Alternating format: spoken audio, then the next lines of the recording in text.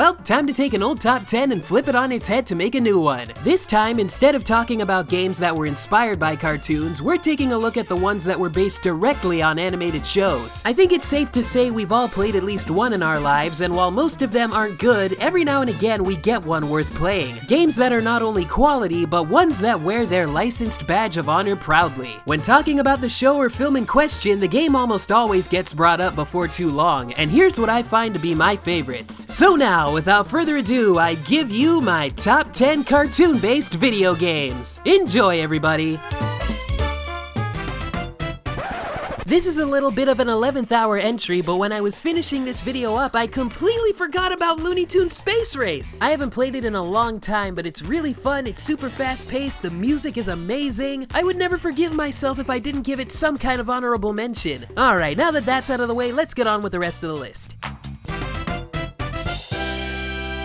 I remember one time at my babysitter's house 2 doors down, we decided to play some GameCube games, and one of the games in her collection was Simpsons Hit and Run. Back then, I wasn't really into the show, but within the first hour of playing, everything in that game had us on the floor dying of laughter. We wouldn't even pay attention to the missions we actually had to do and would just waste time driving around, causing damage to the city, laughing our heads off when we got attention of the cops, and laughing even harder when we got busted. I picked it up again years later, and the game is just as funny as before. I kid you not, I was in tears from all the stupid jokes and quips half an hour in. As a game, it's fun too, but I gotta say, it's one of those games where you'll be trying to finish a mission for what seems like months and be frustrated to no end. I can't tell you how many times I was so close to beating the clock only to be blindsided by a car that wouldn't move and cost me the whole thing. But again, just when I think I've had enough, that Simpsons touch pulls me back in to give it another go. Trust me, I'll beat it someday.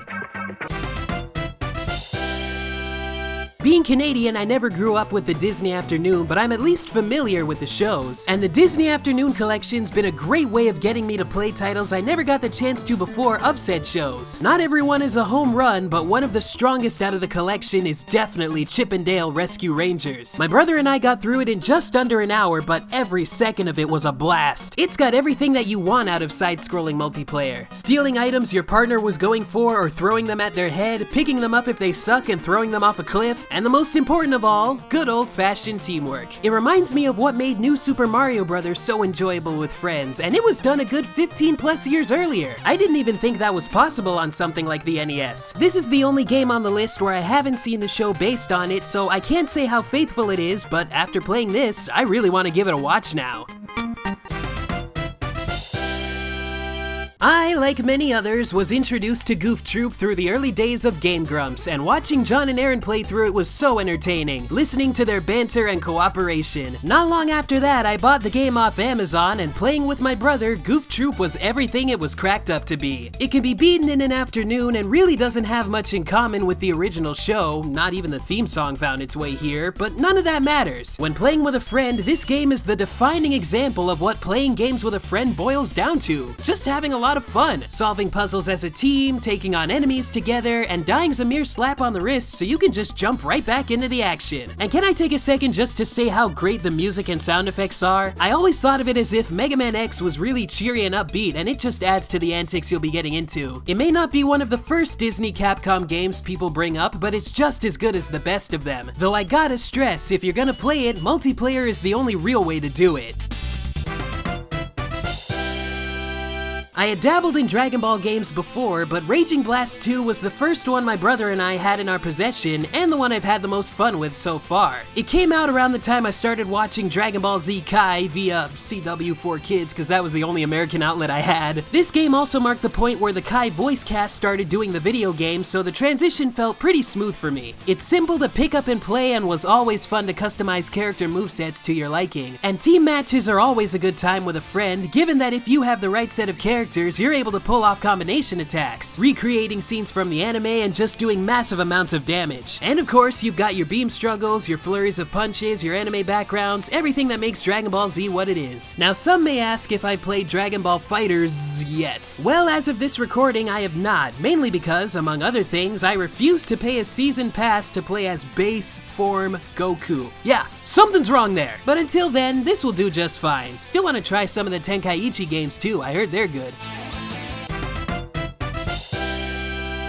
Anyone who grew up with a Tiny Toons game has a different opinion on which one is the best of the bunch. For me, it's Buster Bust Loose, part of the first batch of games that I ever played. As a kid, and especially being a fan of Tiny Toons, this game was so darn inviting with its bright, vibrant colors and visuals that were all on point. That right there, that is the Buster Bunny shade of blue we all know. The soundtrack also takes a lot of its music from actual orchestrations done for the show. I mean, there's composing tracks that sound like the show in question, and then you got what Tiny Toons did. That's pretty darn special in its own right. I was so obsessed with Buster's dash move, and even when I didn't get very far in a level, I got a simple kick of just dashing around, running up walls, and making large gaps. You thought it was an accomplishment beating the train level? I recall how big a deal it was finally getting past Arnold the Bulldog in level 1. For the record, when recording footage, I did not get past the train. I ended up losing my original copy, but got it again for my birthday years later, and after playing through it proper, it's really solid. And paired along with the Tiny Toons Summer Vacation film, which I watch every summer, it's one of my favorite things to come out of Tiny Toons. Though I have to say, I really have no idea why the game is named the way it is. What exactly is Buster busting loose from anyway? Jail?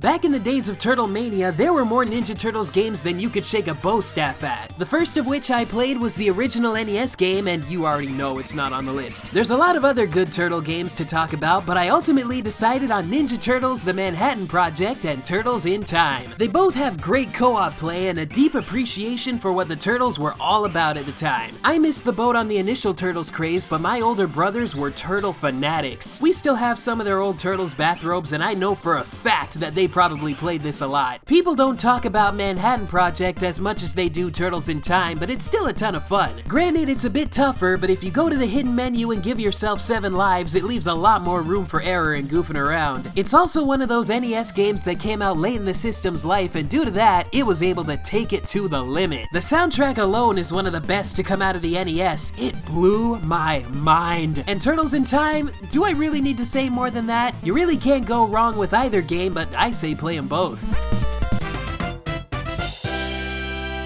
Yes, somehow I managed to find a way to put a Pokemon game on here. Aside from Pokemon Yellow, Puzzle League is the only Pokemon game to be directly based on the anime. More specifically, the English dub done by 4Kids. It's so Americanized, in fact, it wasn't even released in Japan. We got a game all to ourselves. And this game is everything I love from that era from top to bottom, complete with voice clips of all the human characters in Pokemon, and a soundtrack comprised of songs from things like the To Be a Master album, the first movie, and actual BGM from the dub. It's so cool to see that Pokemon was so popular, it could manage to pull something like that off. Aside from the Pokemon Coat of Paint, it's not only fun, but challenging too. This is still one of the toughest puzzle games I've ever dealt with. When trying to beat this game on the hardest difficulties, the only way I've actually gotten it done was when the computer had an off day and had that 1001 chance of screwing up. Earlier this year, I finally beat Mewtwo on very hard by a complete fluke, but you know what? I'll take it.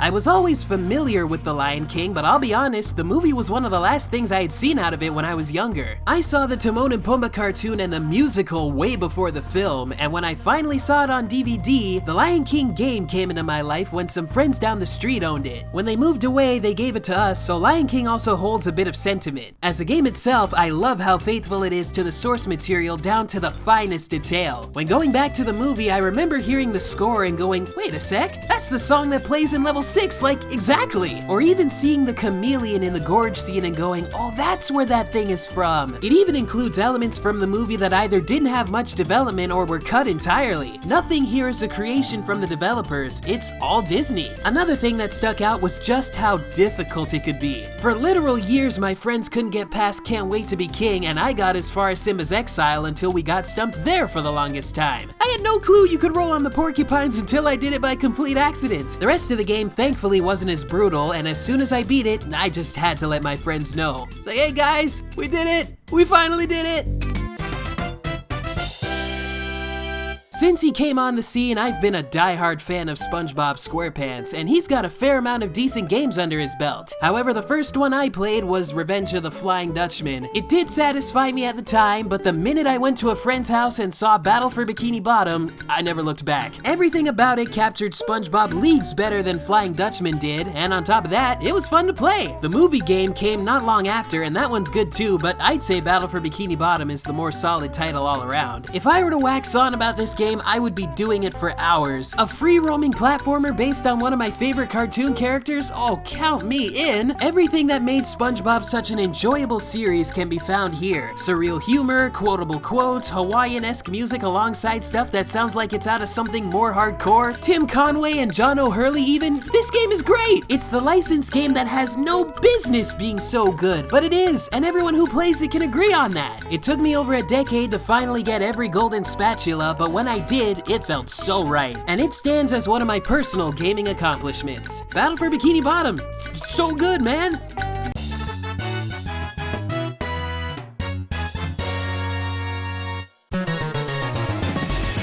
You can't talk about cartoon-based games and not bring this up in some shape or form. That should be illegal. DuckTales Remastered was how I got into the title, and I say it's the definitive way to play it. Everything great about the original's been wonderfully restored, plus hearing the surviving voice cast take another crack at the DuckTales world was truly special. I didn't watch a lot of DuckTales back in the day, but we all know Scrooge McDuck. He's among my favorite Disney characters, so hearing Alan Young Scrooging it up one more time before he passed away, that can't be overlooked. Grabbing gems and treasure is as fun as ever, but I like how this time around you can put it all to good use with unlockables. From the original NES soundtrack to concept art to actual animation cells from the show. That's what I'm talking about! I'm still trying to unlock everything in this game, and being the masochist that I am, I'm gonna try and beat it 100% to see that fabled special message I've heard about. People have been saying it for years, and I understand why. DuckTales is absolutely legendary, and I'm hoping the DuckTales reboot, which is really good too, makes a reference to the game somehow. There's no excuse now. Like I said, you can't not do it.